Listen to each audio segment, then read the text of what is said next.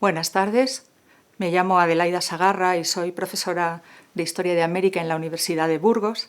Además, pertenezco a un grupo de investigación reconocido de la Universidad de Salamanca, Imagine, y desde este grupo de investigación hemos llevado a cabo esta acción formativa y de innovación en aprendizaje-servicio que hemos llamado Cántame. Y se basa fundamentalmente en las entrevistas a mujeres mayores y quizá en algunos casos pues olvidadas, y pensando un poco en qué podía aportar yo desde mi experiencia, les voy a presentar una entrevista que realicé a Leonor Echaniz Inza y que he querido llamar 8 apellidos vascos, recuerdos musicales de una Margarita. Las Margaritas eran las mujeres carlistas. Leonor nació en Vergara, en Guipúzcoa, en 1923. Tiene 8 apellidos vascos que yo soy incapaz de repetir de memoria. Sus padres, Susana y Jerónimo, tuvieron 7 hijos: Leonor, Teresa, Gloria, Joaquín, Luis, Ramón y Juan María. Todos ellos cantan, aprendieron a cantar en casa, a valorar la música y a recibir formación porque su padre era compositor, bueno, era empresario, pero era compositor, hacía arreglos musicales, escribió un amplio repertorio para la parroquia, es decir, era un hombre con unos profundos conocimientos de la música popular y desde ahí se inspiraba en sus composiciones. La única que no cantaba ni interpretaba ningún instrumento era su madre. Cuando realicé la entrevista el 23 de marzo pasado, Leonor acababa de cumplir los 98 años. Eso quiere decir que a veces no recordaba fechas o nombres o sucesos concretos, pero a mí me impresionó, y por eso se lo cuento a ustedes, que realmente tenía dentro la música. Era muy consciente de haber disfrutado de un mundo musical casero entre sus amistades y en Vergara, que es una riqueza que ella pues mantiene. En su casa se cantaban canciones populares en vascuence y en castellano. De los 7 hermanos, 3 han cantado en coros y en agrupaciones musicales. Ella formó parte del coro parroquial de San Pedro, del que fue solista en algunas temporadas, con su voz de soprano. De esta cantera vergarense, algunas voces llegaron hasta el Orfeón Donostiarra, que es célebre en razón de la cualidad de sus voces y su música y su buen hacer musical. En su casa se cantaba en toda ocasión y se cantaba mucho. Hablaban siempre en vascuence, pero cantaban en vascuence y en castellano. Su padre, de forma natural, les iba transmitiendo los conocimientos que él tenía, les decía cómo podían hacer mejor, y en Navidad generalmente componía o arreglaba algunos villancicos para sus hijos, a veces en vascuence y otras veces en castellano.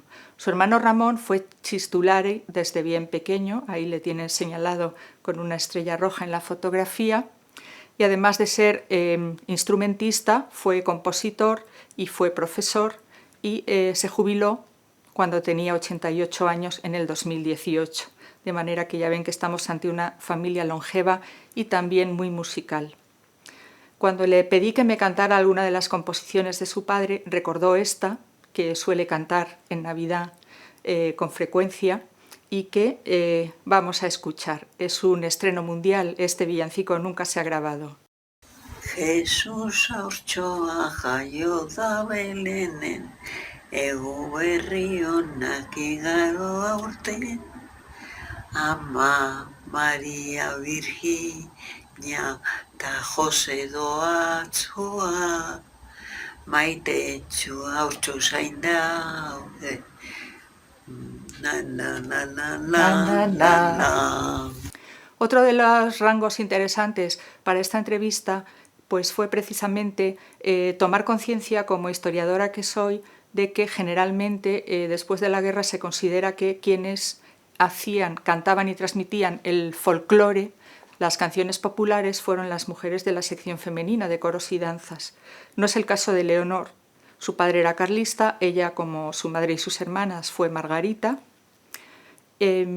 Ninguna de las mujeres Echaniz tuvo contacto jamás con la sección femenina. En esto su respuesta fue muy viva.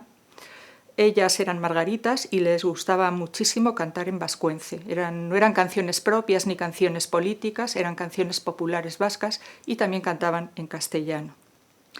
Después de la guerra, de alguna forma, la necesidad social del entorno les hizo restar un poco la dedicación, no profesional, pero casi a la música y los ensayos, y dedicarse más a acciones humanitarias.